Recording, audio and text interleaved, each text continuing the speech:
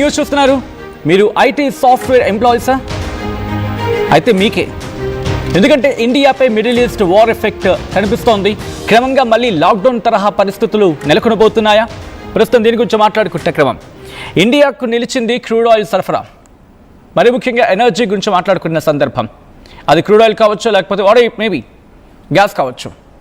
Petrol diesel సప్లైపై Iran America war effect పడింది. రవాణా వ్యవస్థపై ఎఫెక్ట్ పడే ఛాన్స్ ఉంది. వర్క్ ఫ్రమ్ హోమ్ ఆప్షన్ ఇచ్చే యోచనలు ఉన్నాయి సాఫ్ట్వేర్ కంపెనీలు. కేవలం ఎమర్జెన్సీ సర్వీసులకే ఆయిల్ పరిమితం చేసే అవకాశం ఉంది అంటూ కూడా చర్చ జోరందుకుంటోంది. ఇంకోవైపు ఇప్పటికే హోటల్స్, హాస్టల్స్కు కమర్షియల్ సిలిండర్స్ సరఫరా నిలిపివేసింది కేంద్రం. దీంతో బెంగళూరు, హైదరాబాద్లో హోటల్స్ మూసివేస్తున్న పరిస్థితి ఉంది. యుద్ధం కారణంగా ఇప్పటికే చాలా దేశాల్లో వర్క్ ఫ్రమ్ హోమ్ ఆప్షన్ కనిపిస్తోంది. వాటిలో వియత్నాం, థాయిలాండ్, జపాన్ ఇలా కొన్ని దేశాలు వర్క్ ఫ్రమ్ హోమ్ ఆప్షన్ని ఎంచుకున్నాయి. ఇప్పటికే పాకిస్తాన్లో 4 రోజుల వర్క్ ఫ్రమ్ హోమ్ ఆప్షన్ని ప్రకటించింది అక్కడ ప్రభుత్వం. దీంతోపాటు చైనా కావచ్చు, ఇలా మిగిలిన దేశాలు కూడా వర్క్ ఫ్రమ్ హోమ్ ఆప్షన్ని పరిశీలనలో పెట్టినట్టుగా తెలుస్తోంది. ఇటు భారత ప్రభుత్వం కూడా అటువంటి ఆలోచన చేయబోతోంది. ఎందుకంటే ఇటు ఆఫ్కోర్స్ అందరికీ తెలిసిందే ఎందుకు వీటి గురించి అంటే, ఫస్ట్ మనీ సేవ్ చేసుకోవడం, దాంతోపాటు పెట్రోల్ డీజిల్ కొరత పతాక స్థాయికి చేరుకుండా డీజిల్, పెట్రోల్, క్రూడ్ ఆయిల్ కొరత ఇప్పటికే మనకు కనిపిస్తోంది. క్రూడ్ ఆయిల్ ఎఫెక్ట్ కనిపిస్తోంది. దీంతో ప్రస్తుతం పెట్రోల్, డీజిల్ ఇంపాక్ట్ పడకుండా ప్రభుత్వం అలర్ట్ అయింది. దీంతో సాఫ్ట్వేర్ కంపెనీలు మళ్ళీ వర్క్ ఫ్రమ్ హోమ్ ఆప్షన్ ప్రకటించే అవకాశం ఖచ్చితంగా కనిపిస్తోంది.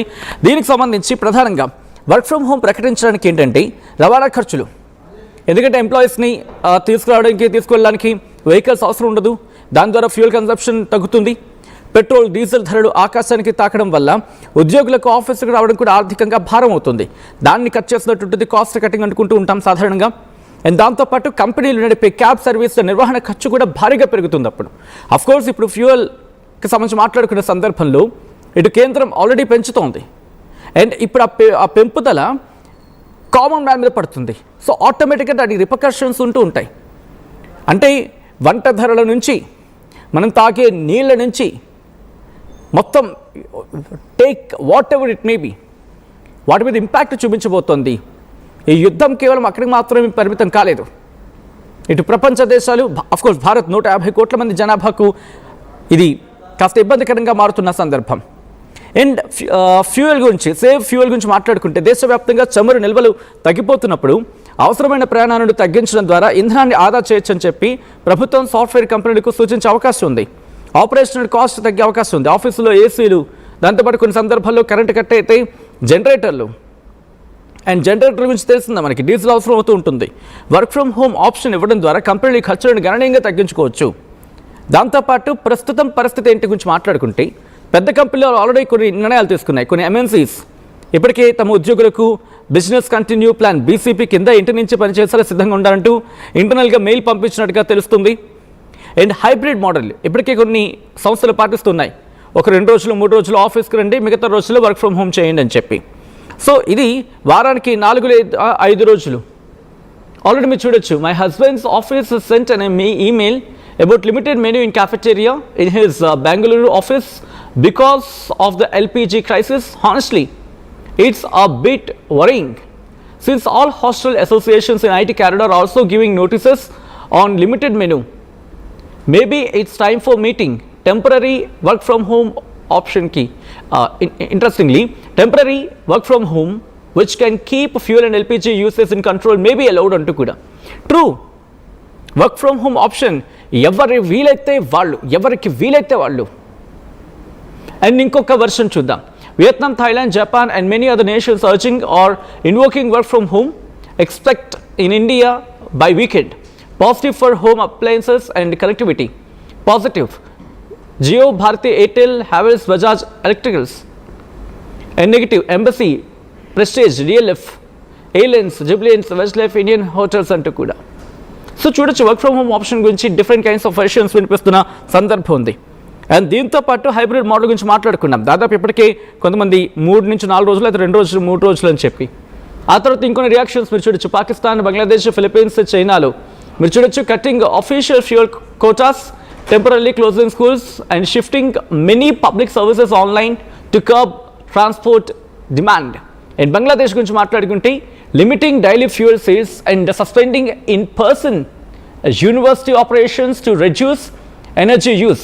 Philippines moving many government offices to 4-day work week as part of a wider energy conservation drive అంటూ కూడా. South Korea preparing temporary caps on domestic fuel price to stabilise pump rates అంటూ. China గురించి మాట్లాడుకుంటే restricting refined product exports to secure the domestic supply. So చూడొచ్చు, ఒక్కొక్కరు ఒక్కొక్క రకమైన decision తీసుకునే ప్రయత్నం చేస్తున్నారు, ఒక్కొక్కరు ఒక్కొక్క రకమైన డెసిషన్స్ ముందుకు వెళ్ళే ప్రయత్నం చేస్తున్నారు. బట్ ఎండ్ పాయింట్ ఒకటే, సేవ్ ఫ్యూయల్. ఇప్పుడు తెలిసి వచ్చింది దేశాలన్నిటికీ. ఇప్పటికైనా బుద్ధి తెచ్చుకోవాల్సిన సందర్భం. బహుశా నా మాట కాస్త కోపం రావచ్చేమో. కేవలం భారత్కో లేకపోతే కేవలం చైనాకో ఇంకో దేశానికో కాదు. Let's shift our focus to something other. ఎన్ని రోజులు ఈ ఫాసిల్ ఫ్యూయల్స్ ఇంకా మనం బతికి చచ్చేది? ఇది ప్రపంచం మాట్లాడుతున్న మాట. ఎందుకంటే ఫాసిల్ ఫ్యూయల్స్ వద్దు అని మొత్తుకుంటున్న ప్రతి ఒక్కరూ ఫాసిల్ ఫ్యూయల్ మీద, ప్రతి దేశం కూడా ఫాసిల్ ఫ్యూయల్ మీదే ఎక్కువ బేస్ అవుతుంది. ఎలక్ట్రానిక్స్ గురించి మర్చిపోయిన సందర్భం దాదాపుగా. ఐటీ కారిడార్స్ హాస్టల్ అసోసియేషన్ నిన్న ఒక డెసిషన్ తీసుకున్నాయి కదా. ఏమని? టీ కాఫీలు బంద్, చపాతీ దోశ పూరి బంద్, ఆయిల్ కన్సంప్షన్స్ వచ్చే ఏ బ్రేక్ఫాస్ట్ అయినా అవి బంద్, దాంతోపాటు కర్రీస్లో కొన్ని కట్టు, ఫుడ్ ఐటమ్స్లో కొన్నిటికి లిమిటెడ్, సెల్ఫ్ కుకింగ్ లేదు, టెంపరీ స్టాప్. ఇలా చాలా ఇష్యూస్ని వీళ్ళు నోట్ డౌన్ చేయడం జరుగుతోంది. సో ఇది గల్ఫ్ దేశాలు ఒక్కటి బ్లాక్ అయితే ప్రపంచానికి ఎంత నష్టం జరుగుతుందో చూడండి. అండ్ దీని మీద మనం డిపెండ్ అవుతున్నాం. ఎలక్ట్రికల్ వెహికల్స్ వాడుకునే పరిస్థితి పూర్తి స్థాయిలో ఉండుంటే ఈరోజు ఈ పరిస్థితి వచ్చేదా? ఎలక్ట్రికల్ వెహికల్స్ని ఎంత ఇంప్లిమెంట్ చేయగలుగుతున్నాం?